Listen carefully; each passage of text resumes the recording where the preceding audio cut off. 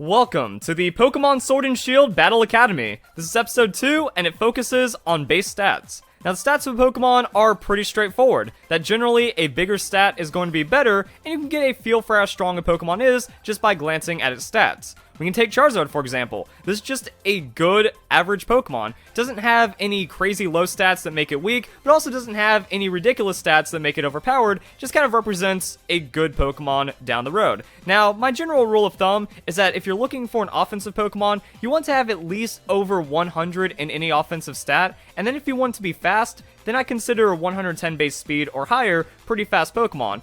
It used to be 100 on the speed, but speed creep and a ton of other Pokemon being introduced over the generations has kind of made it to where if you want a fast Pokemon, you gotta go fast. But just because a Pokemon has a low stat doesn't mean that it's going to be a bad Pokemon. We can take Pheromosa, for example.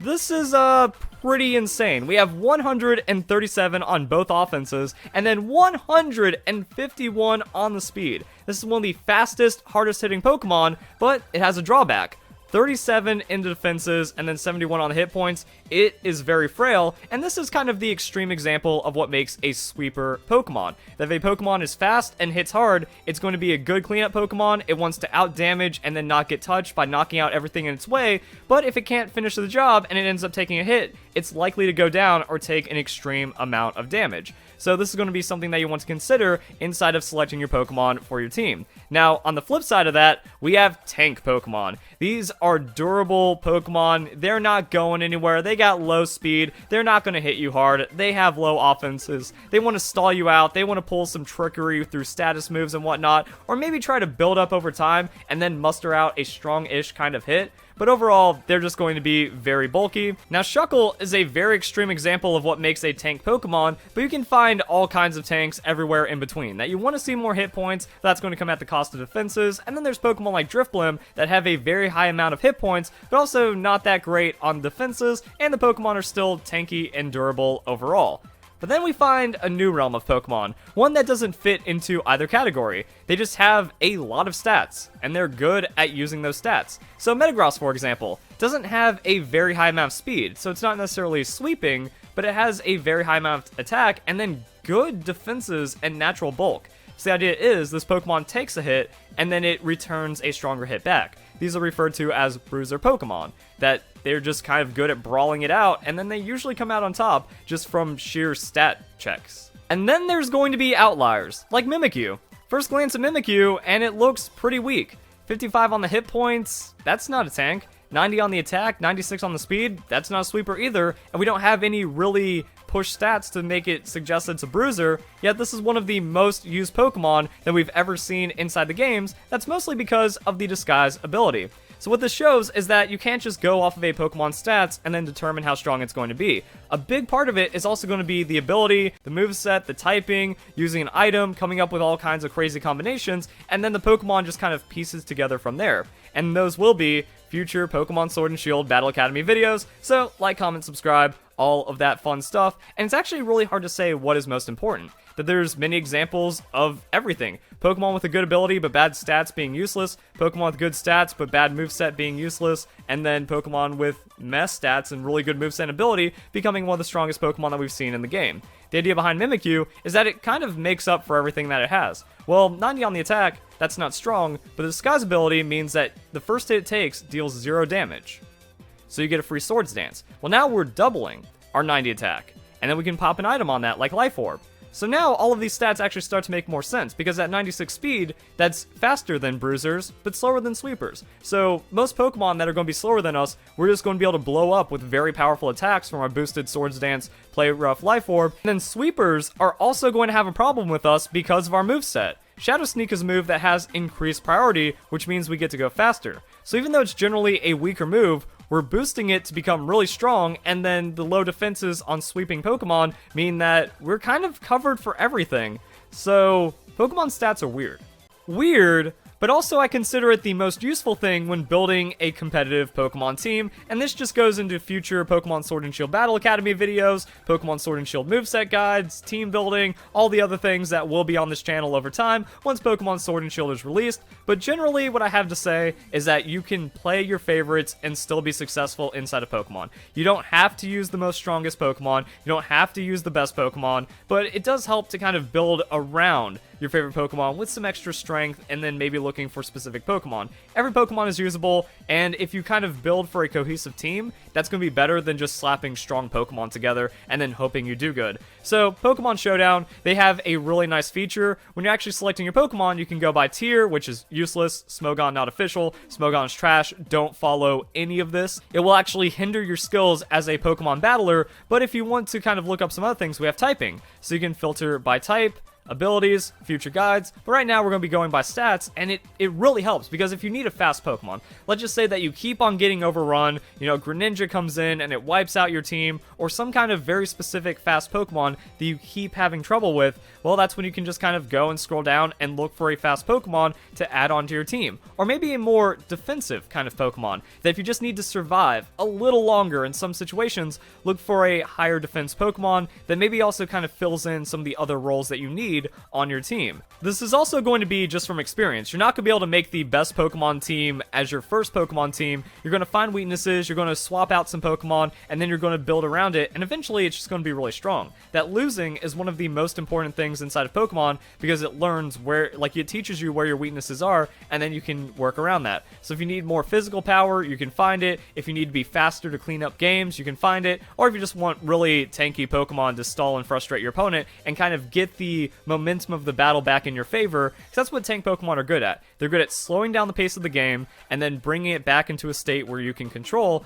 So if you're looking for that, you have a lot of options as well. So that's kind of like the basics on selecting stats for your Pokemon team. You don't have to only focus on stats initially, but if you're looking for a 5th or 6th slot, so you have your like 4 favorite Pokemon ever already on your team, you're committed to that, they're not going anywhere, well then you might want to look for some stronger Pokemon that fill in their weaknesses, and then this just kind of goes into what we've been talking about. Rhyperior, for example.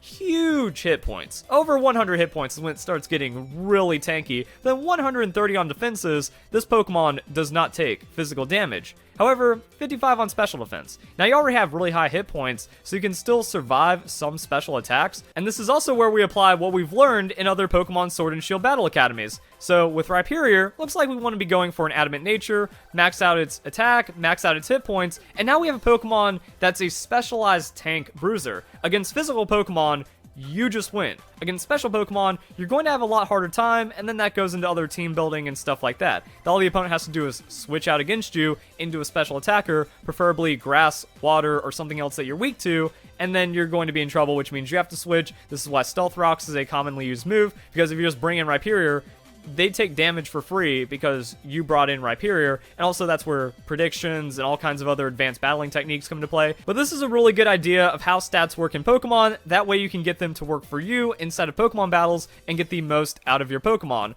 Also, I want to get into some really technical things about stats as well, because they're not linear. As you can see, a Pokemon with 50 base hit points completely uninvested is going to have 241 as a hit point stat. Special defense, 126.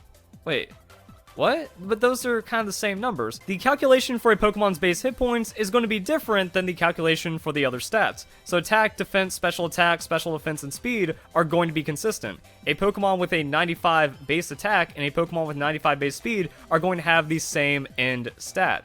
Now, this isn't something that you really have to focus on too much, and it's mostly just kind of learned. That when you start learning about speed tiers, future Pokemon Battle Academy guide, and then you just kind of see what Pokemon end up with what stats when you're doing what with it. You know, Pokemon with 180 defense, completely maxing out, breaking 450 before we even put in a defensive nature. Things start to scale and get pretty crazy, but it's just kind of like good to use these base stats, be like, okay, this is the rough idea, this is what I'm targeting, this is where the stats end up, and then as you're putting like stat boost on top of it, item modifications, the numbers do get really wild, but it is going to be different with the hit points, and the technical explanation is this right here. So attack, defense, speed, special attack, special defense will be exactly 5 more than double its base stat values in each, while the hit point stat will be 110 plus double the base stat value, except in the case of Shedinja, where the hit points are always 1. And that's going to be before EVs and IVs come into play.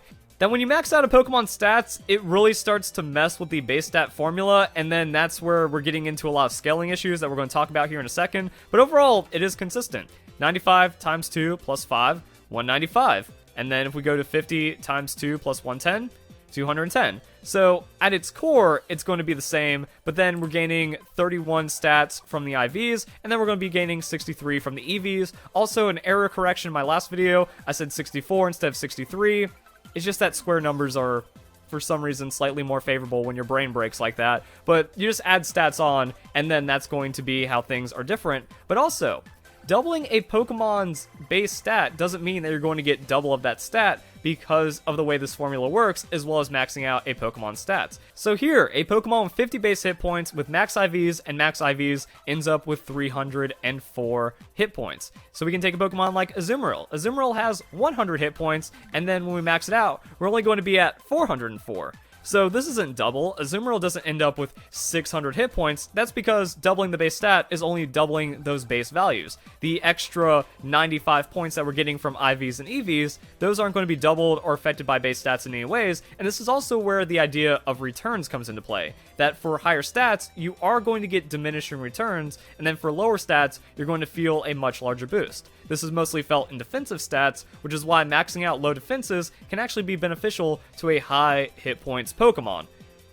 If that was a lot and it went by really quick, once again, as you understand stats more, as you build up Pokemon teams, as you apply this inside the game, it's going to start to click together. I think this is some very important information that people really overlook when it comes to what makes a Pokemon good inside of the games. So to hopefully kind of drill this into your guys' heads, I'm just going to show you guys a variety of Pokemon stats and how they interact with other stats, and then maybe things will start to click, or at least make a bit more sense than it did before. So 50 base speed, if we have that completely maxed out with a beneficial speed nature, that's going to be 218 compared to Volcarona's 328 at speed 100. Now, as I kind of mentioned at the beginning of this video, 100 base speed used to be good, and a lot of Pokemon have that. But the thing is, a random Pokemon like Volcarona, here's another bruisery kind of Pokemon that just walks up with a huge amount of special attack, some decent bulk across the board, and then a reasonable speed. So now this is like the new standard, but it also kind of breaks what a sweeping Pokemon is.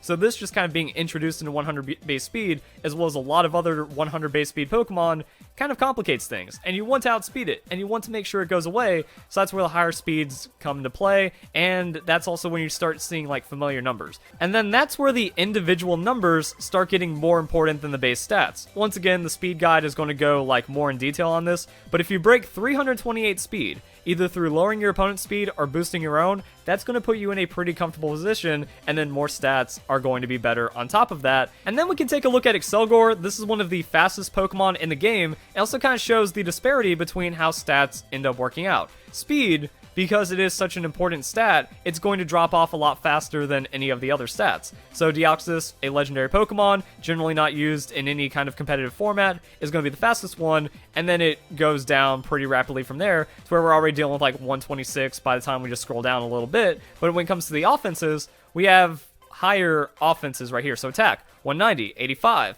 and then it kind of holds for a little longer with a lot of Pokemon, having a 150 on the attack, 140 on the attack, and then hit points and defenses are generally going to be the highest because we have very specialized tank Pokemon. So Steelix, Shuckle, very high defenses, Blissey, Chansey, notorious for having the highest hit points in the game. The highest any base stat can be is 255. That belongs to Blissey's hit points. So we got some pretty crazy stuff right there. And then Shuckle having the highest defense and special defense of any Pokemon, except for like Mega Steelix, Mega Aggron, which it's tied with. So going back to Excelgor, we have a Timid Nature, 252 EV, 31 IV, Speed Stat Excelgor. That's going to bring us 427 for its final stat at level 100. Togekiss, same thing. Timid Nature, 252, 31 in that speed, running a Choice Scarf, is only going to be 1 point behind. So this ends up at 426 in Togekiss's speed stat. It's still slower, but this is 80 base speed, 1.5 times, comparing to a 145 speed Pokemon. And then things start getting messy because of the base stat formula. When we drop this down to level 50, everything is still going to have like those weird returns based on like EVs, IVs, and the base stats, and then things are going to interact a lot differently. So now in a level 50 format, which is going to be the most common competitive format, Togekiss is faster than Excelgor by 1 speed point. So it shows how these stats interact, and the boosting makes things really weird. So that's going to be safe for speed tier item video, but hopefully this kind of dips your toes so you guys are ready before we start breaking down how to win speed matches inside of Pokemon, which is arguably one of the most important things when you're not a tank. And then I want to use a damage calculator to show you guys how diminishing returns work inside of these values, mostly for defensive Pokemon. So say we have a Blissey. Blissey with 252 on the EVs, doesn't really go up that much. 714 compared to 651, it's getting a 10% boost to its overall hit points. So that's a thing. Now if we want to boost its defense, a very low stat. Like I said, you actually might want to put investment into a Pokemon's low stats to really boost it up when you need to. So 56 now becomes 119. So we are doubling Blissey's defense instead of putting the effort values into the higher stat. Now this is going to be more important on defensive Pokemon because it's going to give you a lot more effective durability. And then on an offensive Pokemon, you just kind of want to go for the highest stat and pump the more stats into that so you're even stronger and hitting harder. And that's just kind of the dichotomy between a tanky Pokemon and an offensive Pokemon. And we can even see the results right here. So this is the amount of damage the Pokemon does to the other Pokemon. So this maximum health invested Chansey, or Blissey, is only doing about 10% to the max defense Blissey. The max defense Blissey, however, is doing 20% to this Blissey. So that means this Blissey is taking twice the amount of damage for just having this 10% gain instead of the doubling right there. And then that's also where you can choose to play your Pokemon differently. So yeah, when it comes to like effort values and tank Pokemon, it starts getting really complicated, but generally there's like a happy median that if you can kind of match a point between the hit points and defenses being balanced based on the damage calculation formula as well as the hit points based stat formula, you can get a tankier Pokemon by just having smarter usage of effort values, but those are generally going to be inside of my moveset guides, which already exist. So if you're looking at tank Pokemon and it has some kind of really weird hit point defensive spread, that's because that is going to be the optimum EV spread for that Pokemon when it comes to tanking. And then lastly, offensive matchups. So the reason why I said a 100 attack is pretty good is because that's kind of in the range where if you're using a strong same type attack boosted move, that's going to be in a future video as well. When I say stab, people get confused, but if a ground Pokemon is using a ground move, it does more damage. If a type Pokemon is using that type move, it does more damage. So even at like 100, Dugtrio using Earthquake has a 2-hit KO against Starmie. So then we can take a scary, strong, powerful Pokemon like Garchomp. You know, when you're thinking about a discussion between Garchomp and Dugtrio, Garchomp wins every time, except it's still going to be a 2-hit KO. In this situation, Garchomp is not knocking out Starmie any faster than Dugtrio. So that's why, like, the base attack isn't the most important thing unless you start getting into one-shot territory. That's when we need to add items into play. That's when we need to add abilities in play for certain other Pokemon. But for the most part, if you go Life Orb, now there is a chance to KO, but it's not guaranteed. Garchomp generally wants to run a Choice Scarf. Dugtrio can run Life Orb, but also wants to run a Focus Sash. So this is where it starts getting into the individual Pokemon, but necessarily there isn't too much of a difference between base stats. Also, if we're using a weaker kind of move, that Earthquake has 100 base power, Dragon Claw has 80 base power. So a 130 attack Pokemon using an 80 base power move with Life Orb, still not going to be a one-hit KO, but then a 100 attack Pokemon using Earthquake, a higher base power move, is going to be comparable on the damage. So that's where, like, you just have to factor that in, make sure you do your damage calculations, make sure you actually see how powerful a Pokemon is before you end up using it. Because you might think, oh man, 130 attack is insane, but if it doesn't have access to any high base power moves, then it's not going to be any more powerful than a 100 attack Pokemon. I think this is actually best shown in Talonflame. So we can just hop over here, pull up Talonflame. Everyone is terrified of Talonflame. It's just so fast, it has that priority, it does insane amounts of damage, but it's only 81 on the attack. And this is considered a premier sweeping Pokemon. So much like an outlier that Mimikyu is, 81 attack, 126 speed, doesn't sound strong. give it a high base power move like Brave Bird Flare Blitz, now it's very strong.